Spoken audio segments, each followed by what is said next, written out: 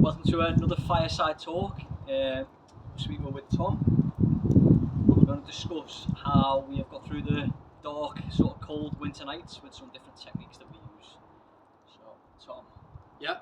What techniques have you used to get through the winter? I think what's been good for me is getting out and about quite a lot, like walking or running, just having a reason to get out. Sometimes I find it hard to just motivate myself for a walk, but I'm quite lucky I can borrow my neighbour's dog, and then I have to because I've got a dog to do. But is in the summer you can go for a nice walk and you can notice things, can't you? But then in the winter, the hardest part's getting out. That for me, I don't know if that's for you. Yeah, it is. Yeah, this winter, to be fair, it's probably the first time I've maintained going out all winter. In all weather, which isn't like me. I normally hide away once the rain kicks in and the cold. So yeah, definitely carrying on getting outside, even just for like an hour or two maybe in the day, or just go for a little walk, even like 20 minutes, makes a big difference. You're really good at getting out, getting yourself out, and you're good at finding different locations. I find that as a barrier for me to go, I've just got the same walk that I'll do. I can't be bothered finding anywhere new. How do you do that? Because I always see you doing different adventures and things. Stick a pin in a map. Do you? Stick a pin in the map and try and walk in a circle, basically. Or I'll just, I don't know, I'll try and find a river. Try something by a river where I can walk along the river and things like that. To be honest, try and avoid where there's probably not many people. Because when you go like on the main paths, obviously, it can get quite busy, can't it? Especially in the winter. Yeah. Because people will stick to main routes, whereas, I find that going off, finding public footpath somewhere helps me to sort of escape and shut off. See, for me, there's a thing in my head that goes, what if there's no path? What if you get lost? What if it's really muddy? There's all that thing in my head. Have you ever been disappointed when you've done that? Stick a pin in the map, or have you been generally good? Or? Yeah, I've had a couple of ropey moments. I won't go into the full details of those ropey moments. We'll be here all week, but I've had a couple of them. You learn from them. I know that's made me do is plan a little bit more. So making sure, I've checked the route as much as I can, or learn to actually read the map a bit better, so I'm not sort of walking up hills that I shouldn't be walking up. But I've ended up in a few farmers' fields. I've heard some of these stories. I've ended up in a few farmers' fields and been lost on like the moors and things like that. But you learn. But did you gradually progress into going to more wilder places? Did you start with? I know you love Weather Park. Did you go, right, I'm going here in the middle of nowhere straight away?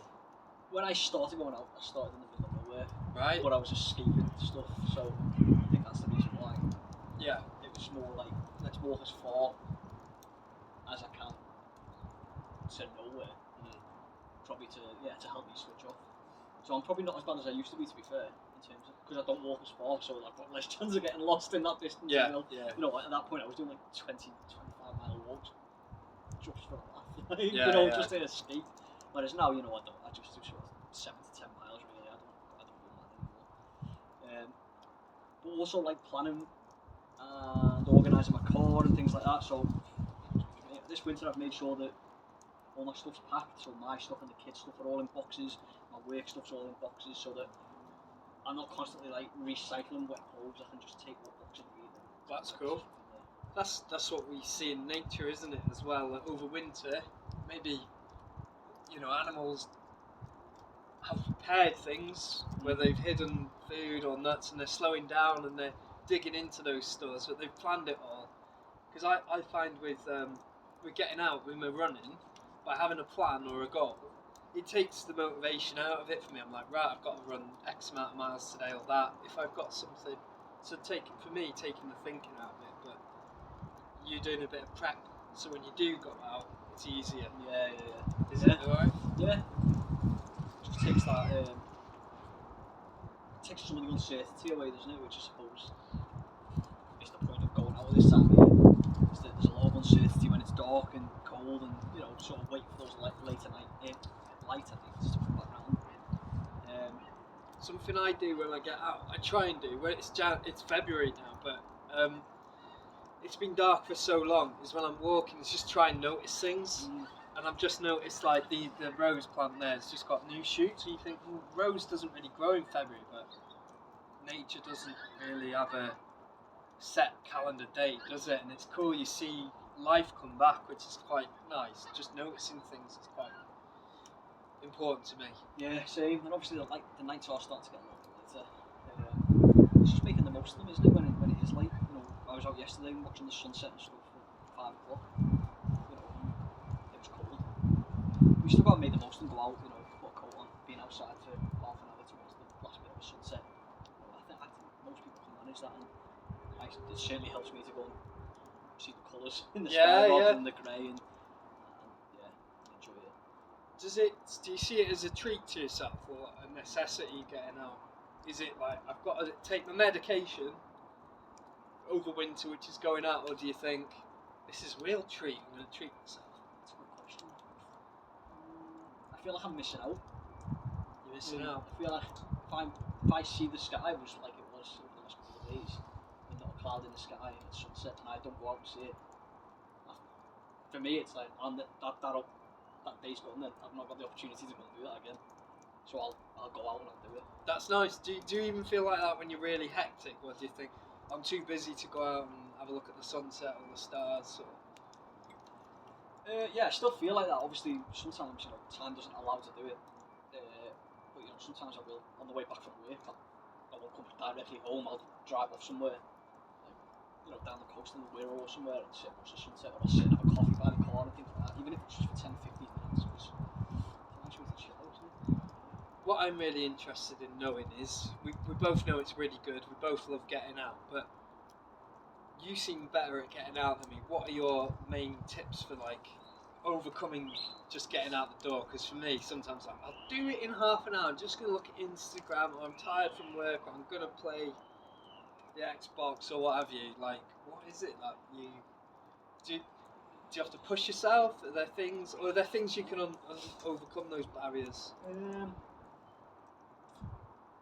Not really. Yeah, I just love being outside. So it's pulling you rather than you pushing yourself. Yeah. Out. Well, I mean, obviously you still have them times. Sometimes you get sucked into like scrolling through your phone and things like that. But I would rather be outside than sat in front of a screen. So I'm more likely. What I'm more likely to do is go out, start driving somewhere, and not really think about where I'm actually going.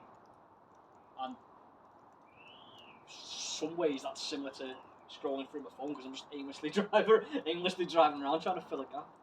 But yeah, it's just about getting outside and trying to find somewhere. That's cool. What about you? For me, I'm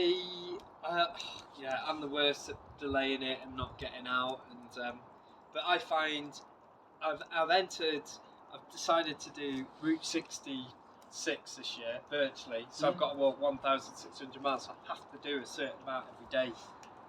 Or I know some people that do 10,000 steps, or they're working to it. So I find a goal is quite good for me, and then breaking it up.